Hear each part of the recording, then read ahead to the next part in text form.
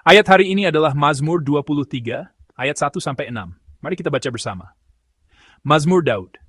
Tuhan adalah gembalaku, takkan kekurangan aku. Ia membaringkan aku di padang yang berumput hijau, Ia membimbing aku ke air yang tenang, Ia menyegarkan jiwaku. Ia menuntun aku di jalan yang benar oleh karena namanya.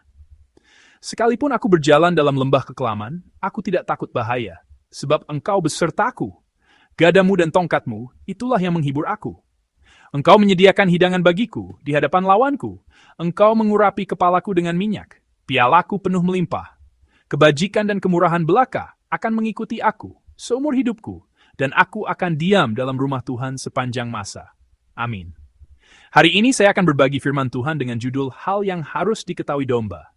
Adonai Roilo Eksar. Tuhan adalah gembalaku. Saya berharap kita semua dapat menghayati pengakuan iman Daud dalam puisinya yang terkenal, Tuhan adalah gembalaku, takkan kekurangan aku. Ada seorang psikolog bernama Solomon Asch. Ia adalah seorang sarjana yang meneliti sifat sosial manusia pada pertengahan abad ke-20. Penelitiannya yang paling terkenal adalah eksperimen konformitas. Sesuai dengan namanya, ini adalah sebuah eksperimen yang menguji bagaimana manusia menyesuaikan diri dengan lingkungannya. Eksperimen ini berlangsung seperti ini. Sekitar 7 hingga 9 orang didudukan mengelilingi sebuah meja. Kemudian, mereka ditunjukkan sebuah kartu. Lalu, satu persatu, mereka diajukan pertanyaan. Pertanyaannya adalah, manakah di antara garis A, B, dan C yang panjangnya sama dengan garis contoh? Karena perbedaannya sangat jelas, siapapun dapat melihat bahwa jawaban yang benar adalah C. Perbedaan panjang garisnya begitu kentara, sehingga dalam keadaan normal, probabilitas untuk menjawab dengan benar lebih dari 99%. Setelah eksperimen pertama selesai, di mana 99% orang menjawab dengan benar, barulah eksperimen yang sesungguhnya dimulai. Di meja itu, hanya ada satu subjek eksperimen yang sesungguhnya, yaitu orang yang tidak tahu apa-apa. Sementara sisanya adalah rekan peneliti yang telah diinstruksikan sebelumnya. Melihat kartu yang sama, paling pernah lebih salah. Cumatan, jawabannya E. Kemudian orang kedua, ketiga, dan keempat juga memberikan jawaban yang sama, yaitu A. Setelah mendengar orang-orang sebelumnya memberikan jawaban yang salah, jawaban apa yang akan diberikan oleh eksperimen yang berada di urutan hampir terakhir? Ketika tidak ada tekanan kelompok, probabilitas menjawab salah hampir 0%. Namun, setelah mendengar orang-orang sebelumnya memberikan jawaban salah yang sama, probabilitas subjek untuk ikut menjawab salah meningkat menjadi sekitar 37%. Jadi, meskipun tahu bahwa jawaban yang benar adalah C, setelah mendengar mayoritas orang mengatakan jawabannya A, sekitar 4 dari 10 orang akan mengikuti jawaban salah dari mayoritas, bukan jawaban benar yang mereka yakini. Mereka menyesuaikan diri. Itulah sebabnya, ada pepatah yang mengatakan, jika 3 orang berkumpul, tidak sulit untuk membuat 1 orang menjadi bodoh. Seringkali orang lebih cenderung mengikuti orang lain atau mengikuti suasana daripada mengikuti kebenaran. Mungkin mereka berpikir lebih aman memilih jalan yang salah bersama-sama daripada menempuh jalan yang benar sendirian. Bacaan hari ini berbicara tentang persoalan mengikuti ini. Alkitab memberitahu kita siapa yang harus kita ikuti.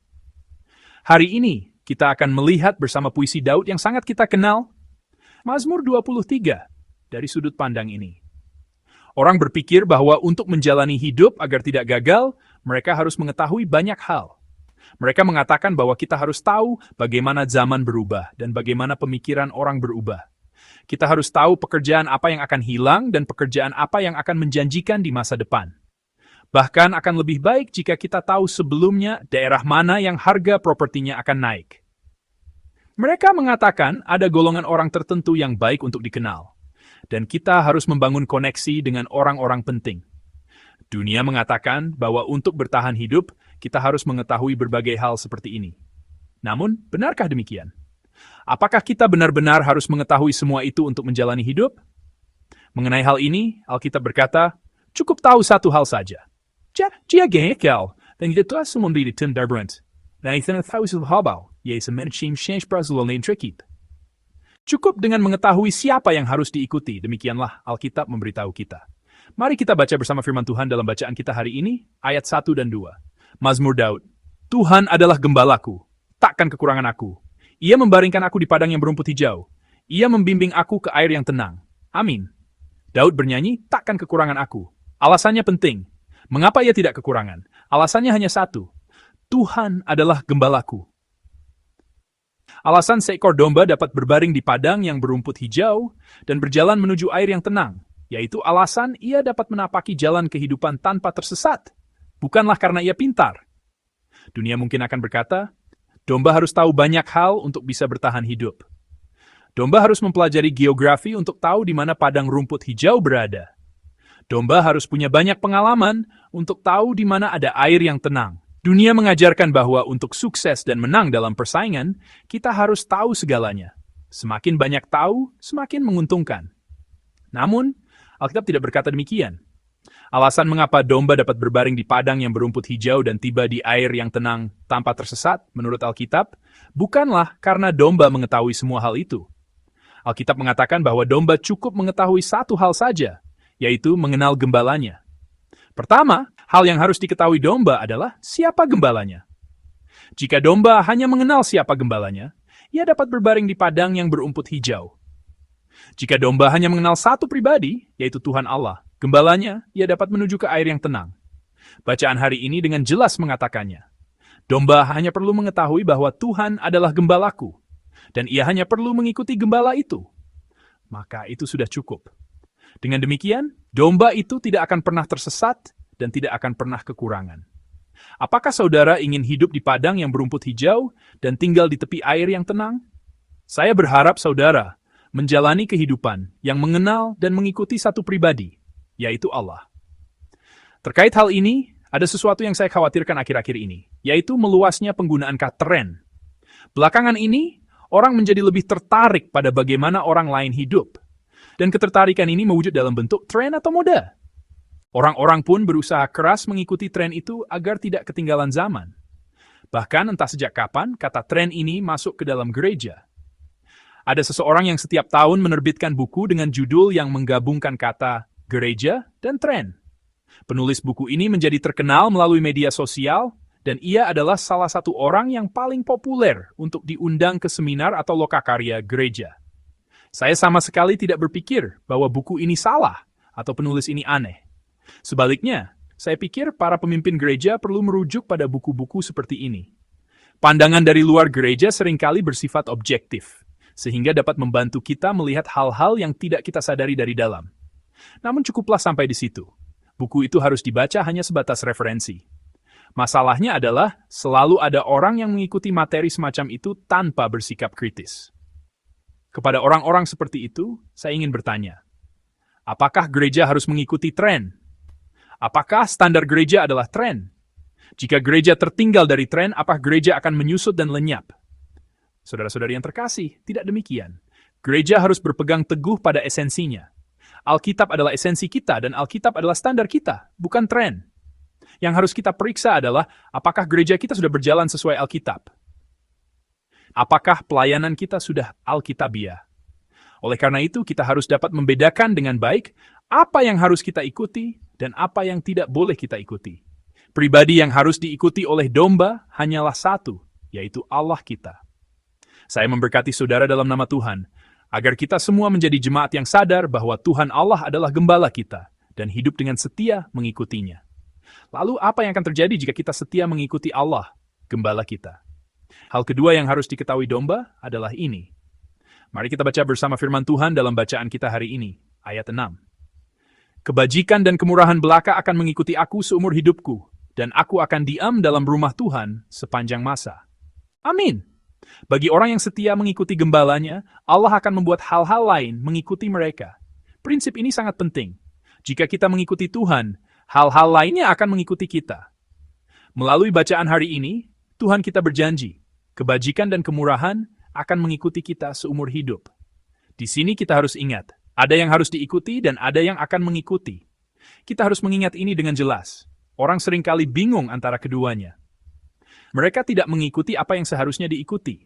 Sebaliknya, mereka justru mengejar apa yang seharusnya mengikuti mereka.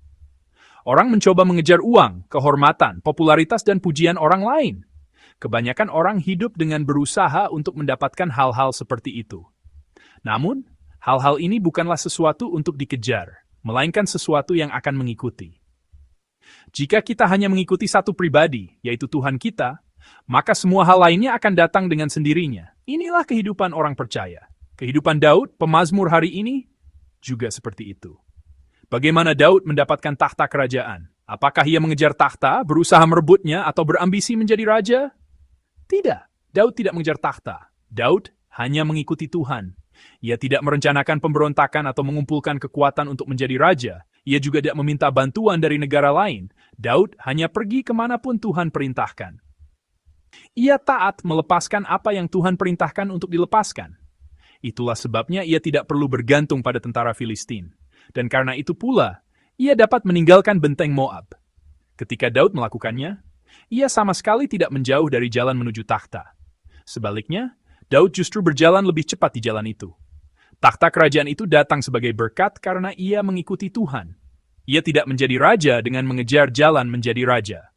Ketika kita mengikuti Tuhan, hal-hal lainnya akan mengikuti dengan sendirinya.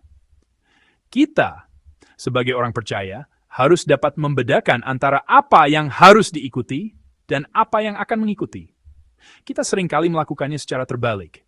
Kita tidak setia mengikuti dia yang seharusnya kita ikuti.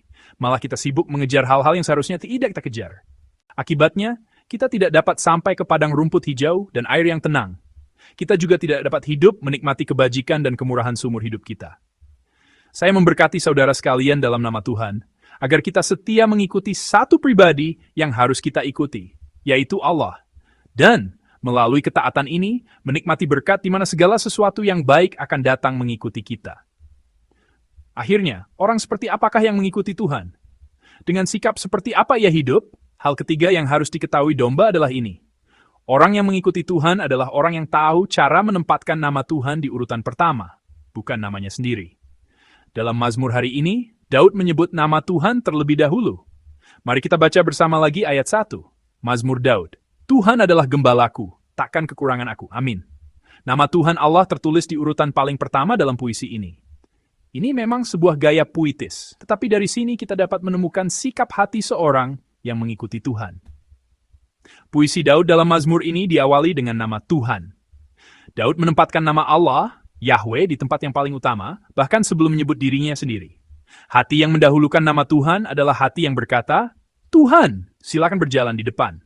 Aku akan mengikuti di belakang. Dalam nama Tuhan yang tertulis pertama kali, kita dapat melihat sekilas hati Daud yang seperti ini.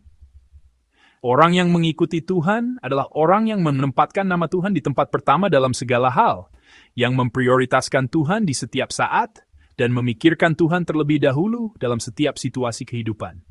Ini terdengar mudah, tetapi ini tidaklah mudah.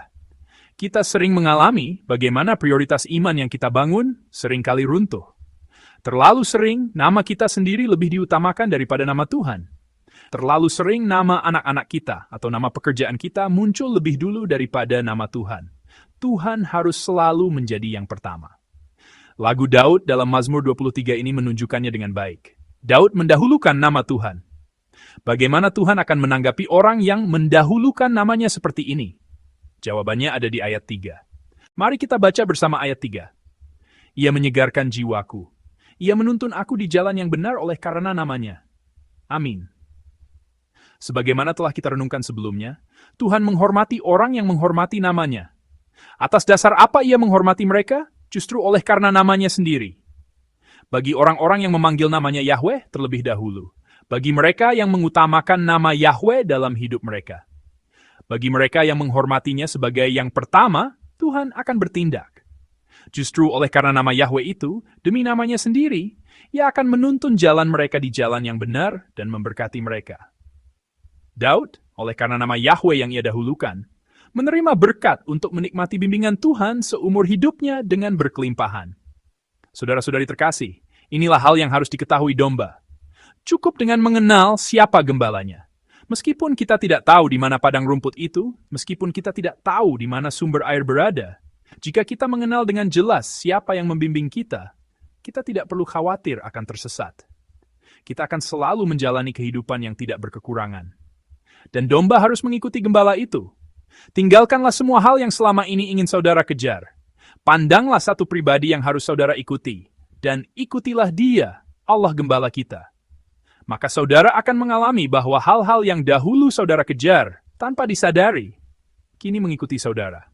Terakhir, domba harus tahu siapa yang pertama. Sama seperti Daud menjadikan nama Yahweh sebagai kata pertama dalam lagunya, kita juga harus menjadikan nama Tuhan sebagai yang pertama dalam hidup kita. Bagi orang yang menjadikan nama Yahweh yang pertama dan memuliakannya, Tuhan akan memberkati. Justru demi nama yang kita muliakan itu, Ia akan menganugerahkan berkat bimbingannya di jalan yang benar. Sekarang, di awal minggu ini, marilah kita mengingat pribadi yang harus kita kenal, pribadi yang harus kita ikuti, pribadi yang harus kita tempatkan di urutan paling pertama. Hiduplah dengan mengikuti Tuhan dan mengukir namanya terlebih dahulu dalam hidup kita. Dengan demikian, biarlah Tuhan berjalan di depan, kita mengikuti di belakang, dan di belakang kita. Berkat-berkat yang telah Tuhan siapkan pun akan mengikuti. Semoga minggu ini menjadi minggu di mana saudara menikmati kehidupan yang berkelimpahan dalam anugerah-Nya. Saya memberkati saudara dalam nama Tuhan. Mari kita merenungkan firman yang telah kita dengar dan memuji bersama. Aku ingin menjadi sukacitamu ya Tuhan. Perbaruilah hatiku. Jadikan aku kirbat yang baru, agar cahayamu terpancar. Satu hal yang kuinginkan, menjadi sukacita Tuhan. Satu hal yang kuinginkan, menjadi sukacita Tuhan. Satu hal yang kuinginkan, menjadi sukacita Tuhan. Satu hal yang kuinginkan, menjadi sukacita Tuhan. Sambil merenungkan firman yang telah disampaikan, mari kita berdoa bersama. Pertama, marilah kita merenungkan hidup kita. Mari kita lepaskan keserakahan untuk mengetahui banyak hal dan keinginan untuk mengejar berbagai macam hal. Cukuplah satu pribadi, Allah Gembala kita. Aku akan menjalani hidup yang hanya mengikuti satu pribadi, yaitu Allah. Aku akan menjalani hidup yang menempatkan nama Tuhan di tempat terdepan. Mari kita membuat komitmen ini dan menghampiri Tuhan dalam doa. Tuhan yang terkasih, terima kasih. Kami merenungkan, jangan-jangan kami telah melupakan Engkau, satu-satunya pribadi yang perlu kami kenal. Karena kami terlalu sibuk dengan hal-hal yang kami rasa harus kami ketahui. Tolonglah kami untuk menjalani kehidupan, di mana kami setiap hari mengaku, cukup dengan Engkau saja Tuhan. Kami mengakui betapa seringnya kami gagal mengikuti Engkau, Gembala kami, karena kami sibuk mengejar begitu banyak hal lain. Tolonglah kami untuk menjalani hidup yang hanya mengikuti Engkau. Percaya bahwa jika kami setia padamu, segala hal yang baik akan Engkau tambahkan kepada kami. Kami menyadari betapa seringnya nama-Mu tergeser ke belakang dalam hidup kami. Tolonglah kami untuk menjalani hidup yang menempatkan nama-Mu terlebih dahulu. Sebelum nama kami, sebelum nama keluarga kami, sebelum nama pekerjaan kami. Dengan demikian, oleh karena nama-Mu yang kudus, kami semua dapat menikmati berkat yang Engkau curahkan hingga melimpah. Terima kasih Tuhan. Kami berdoa dalam nama Tuhan kami, Yesus Kristus. Amin.